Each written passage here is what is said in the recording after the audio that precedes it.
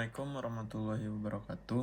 Perkenalkan, nama saya Farel Pratama Ramadan dengan NIM B1123-124 dari kelas C. Hari ini saya akan menjelaskan tentang hukum perdagangan internasional. Pertama-tama saya akan menjelaskan dulu apa itu hukum perdagangan internasional. Hukum perdagangan internasional adalah cabang dari hukum internasional yang mengatur dan mengarahkan hubungan antara negara-negara dalam konteks perdagangan barang, jasa, dan investasi antar negara.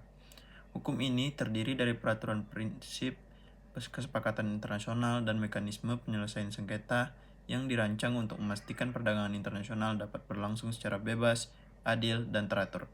Selain itu, hukum perdagangan internasional juga mengatur perlindungan hak kekayaan intelektual, pengaturan tarif, dan ketentuan-ketentuan lainnya yang berkaitan dengan ekspor dan impor barang serta jasa di pasar internasional. Hukum perdagangan internasional bertujuan untuk menciptakan kerangka hukum yang memastikan bahwa setiap negara memiliki peluang yang setara dalam berpartisipasi dalam perdagangan internasional. Di samping itu, hukum ini juga bertujuan untuk melindungi kepentingan negara-negara yang lebih kecil atau ekonomi berkembang dalam menghadapi potensi dominasi pasar oleh negara besar atau perusahaan multinasional. Tujuan utama dari hukum perdagangan internasional adalah untuk menciptakan suatu sistem yang memungkinkan perdagangan antara negara-negara dapat berjalan adil, efisien, dan menguntungkan bagi semua pihak. Beberapa tujuan atau objektif yang terkandung dalam hukum perdagangan internasional seperti yang pertama, memfasilitasi perdagangan yang adil dan teratur.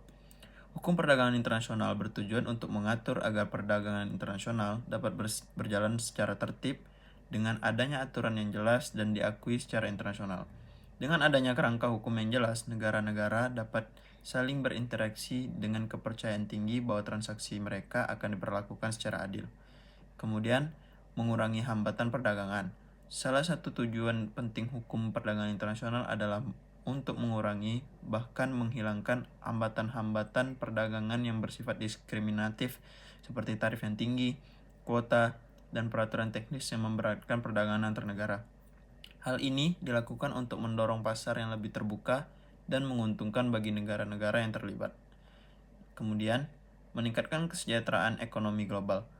Hukum perdagangan internasional juga bertujuan untuk memfasilitasi pertumbuhan ekonomi global dengan memperluas akses pasar untuk negara-negara yang terlibat dalam perdagangan internasional. Dengan adanya sistem perdagangan yang adil dan terbuka, negara-negara dapat memanfaatkan keunggulan komparatif mereka dan meningkatkan kesejahteraan ekonomi melalui ekspor dan impor barang dan jasa. Kemudian, menjaga stabilitas pasar global. Selain itu, hukum perdagangan internasional bertujuan untuk menjaga stabilitas pasar global dengan mengatur dan menyeimbangkan kepentingan berbagai negara. Ketika suatu negara mengalami ketidakadilan atau ketidakseimbangan dalam perdagangan internasional, hukum perdagangan internasional memberikan mekanisme untuk menyelesaikan perselisihan secara damai dan efektif. Kemudian, melindungi hak kekayaan intelektual. Dalam konteks perdagangan internasional, hak kekayaan intelektual atau HKI menjadi aspek yang sangat penting. Hukum perdagangan internasional berfungsi untuk melindungi inovasi dan ciptaan negara atau perusahaan dari pencurian atau pelanggaran yang dapat merugikan, menciptakan, dan mengurangi insentif untuk berinovasi. Kemudian, yang ada penyelesaian sengketa. Penyelesaian sengketa adalah bagian penting dari hukum perdagangan internasional. Dalam perdagangan antar negara, seringkali terjadi perselisihan terkait pelanggaran perjanjian perdagangan, pengenaan tarif atau kuota yang tidak sah, atau kebijakan yang merugikan negara lain. Hukum perdagangan internasional menyediakan mekanisme penyelesaian sengketa melalui lembaga seperti WTO untuk menangani permasalahan ini secara adil. Hukum perdagangan internasional juga didasarkan pada sejumlah asas yang mendasari dan mengarahkan aturan dan praktek perdagangan antar negara. Beberapa asas yang fundamental yang terdapat dalam hukum perdagangan internasional adalah seperti: yang pertama, ada asas non-diskriminasi. Salah satu prinsip utama dalam hukum perdagangan internasional adalah prinsip non-diskriminasi. Prinsip ini mengandung pengertian bahwa setiap negara harus memberikan perlakuan yang sama terhadap negara lain dalam perdagangan.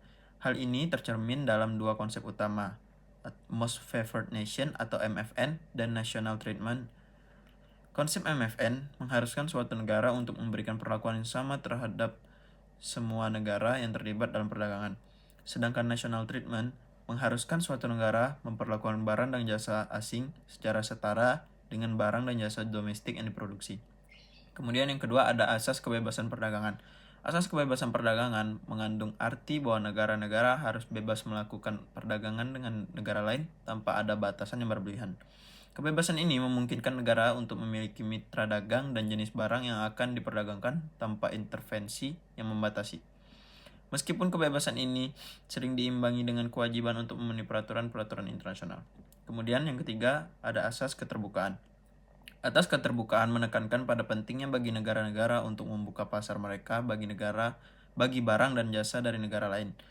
Negara-negara harus mengurangi hambatan perdagangan seperti tarif dan kuota yang dapat menghambat arus barang dan jasa internasional. Ini adalah prinsip dasar yang tercermin dalam berbagai perjanjian perdagangan internasional. Kemudian yang keempat ada asas kesetaraan. Asas kesetaraan berupaya untuk memastikan bahwa tidak ada negara yang mendapatkan keuntungan yang tidak adil dan perdagangan internasional. Semua negara, baik yang besar maupun kecil, harus diperlakukan setara dan tanpa adanya perlakuan istimewa yang merugikan negara lain. Kemudian yang kelima, asas perlindungan terhadap industri dalam negeri. Beberapa negara, terutama negara-negara berkembang, berpendapat bahwa perlindungan sementara terhadap industri dalam negeri yang masih berkembang diperlukan untuk memberikan kesempatan bagi mereka untuk berkompetisi secara adil dengan negara-negara yang lebih maju. Oleh karena itu, negara-negara tersebut menerapkan kebijakan perdagangan yang mendukung proteksi terhadap industri domestik. Kemudian, ada beberapa istilah kunci dalam hukum perdagangan internasional, sangat penting untuk dipahami agar dapat dimengerti dinamika dalam perdagangan antar negara. Ada beberapa terminologi yang sering digunakan. Yang pertama, perdagangan internasional. Proses pertukaran barang dan jasa antar negara yang melibatkan individu, perusahaan, dan pemerintahan. Perdagangan internasional ini mencakup semua perdagangan yang terjadi antara dua negara atau lebih. Kemudian adanya tarif.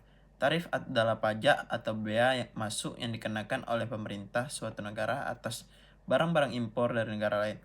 Tarif dapat berupa tarif ad valorem atau berdasarkan nilai barang, atau tarif spesifik atau yang berdasarkan jumlah atau volume barang. Yang ketiga ada kuota.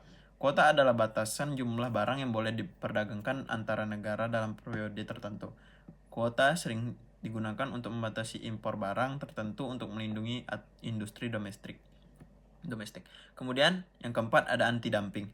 Anti-dumping adalah kebijakan yang diterapkan untuk mengatasi praktik dumping, yaitu ketika sebuah negara atau perusahaan menjual barangnya ke pasar internasional dengan harga yang lebih rendah daripada harga di pasar domestiknya, dengan tujuan merusak persaingan pasar. Kemudian yang kelima ada subsidi. Subsidi adalah bantuan atau dukungan finansial yang diberikan oleh pemerintah kepada industri domestik untuk membuat produk mereka lebih kompetitif di pasar internasional. Subsidi dapat berupa uang tunai, fasilitas kredit, atau bentuk dukungan lainnya. Kemudian yang keenam ada Most Favored Nation atau MFN. Prinsip yang mengharuskan negara memberi perlakuan yang sama kepada semua negara dalam perdagangan, tanpa memberikan perlakuan khusus atau preferensial terhadap negara tertentu. Kemudian yang ketujuh ada National Treatment. Prinsip yang mengharuskan negara memberikan perlakuan yang sama terhadap barang dan jasa asing yang masuk ke pasar domestiknya, sebagaimana perlakuan terhadap barang dan jasa yang diproduksi di dalam negeri. Kemudian yang kedelapan ada perjanjian perdagangan internasional. Perjanjian yang dibuat antara dua negara atau lebih yang mengatur aturan yang terkait dengan perdagangan antar mereka, misalnya dalam hal tarif, kuota, perlindungan hak kekayaan intelektual, dan prosedur penyelesaian sengketa. Kemudian yang kesembilan ada WTO atau World Trade Organization. Organisasi yang mengatur aturan dan kebijakan perdagangan global dan menjadi forum-forum bagi negara untuk bernegosiasi, menyelesaikan sengketa, dan memantau pelaksanaan perjanjian perdagangan internasional. Sistem hukum dalam perdagangan internasional. Hukum perdagangan internasional dibangun di atas sistem yang melibatkan berbagai aturan yang berasal dari perjanjian internasional dan hukum nasional negara-negara yang terlibat. Sistem ini berfungsi untuk menciptakan kerangka hukum yang stabil, transparan, dan adil bagi perdagangan antar negara. Yang pertama ada perjanjian internasional. Negara-negara yang terlibat dalam perdagangan internasional mengatur hubungan mereka melalui perjanjian-perjanjian internasional, seperti General Agreement on Tariffs and Trade atau GATT, yang merupakan perjanjian dasar sebelum terbentuknya WTO, dan berbagai perjanjian perdagangan bebas lainnya, seperti North American Free Trade Agreement atau NAFTA.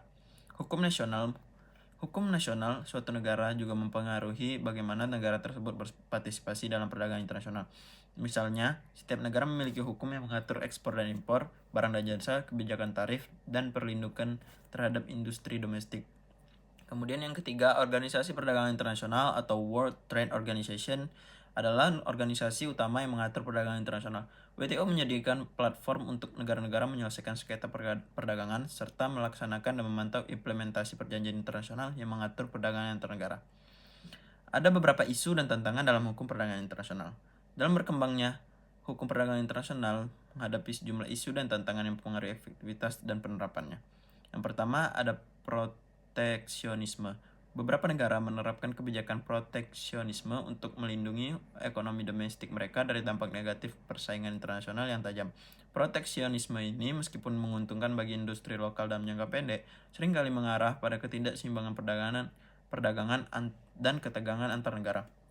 Kemudian ada pengaruh teknologi baru. Perkembangan teknologi baru seperti e-commerce dan digitalisasi perdagangan telah menciptakan tantangan baru bagi hukum perdagangan internasional. Negara-negara kini harus mengatasi masalah terkait dengan perlindungan data pribadi, transaksi online, serta hak kekayaan intelektual dalam era digital. Hukum perdagangan internasional memainkan peran penting dan memastikan bahwa perdagangan antar negara dapat berlangsung dengan adil, teratur, dan efisien. Dengan adanya sistem yang jelas dan berbasis pada prinsip-prinsip internasional, negara-negara dapat berinteraksi secara sehat di pasar global meskipun terdapat berbagai tantangan dan isu yang harus dihadapi. Perkembangan hukum perdagangan internasional terus berlanjut, terutama dalam respon perubahan teknologi, ekonomi, dan lingkungan yang cepat. Sekian penjelasan dari saya tentang hukum perdagangan internasional. Apabila ada salah kata, saya minta maaf. Assalamualaikum warahmatullahi wabarakatuh.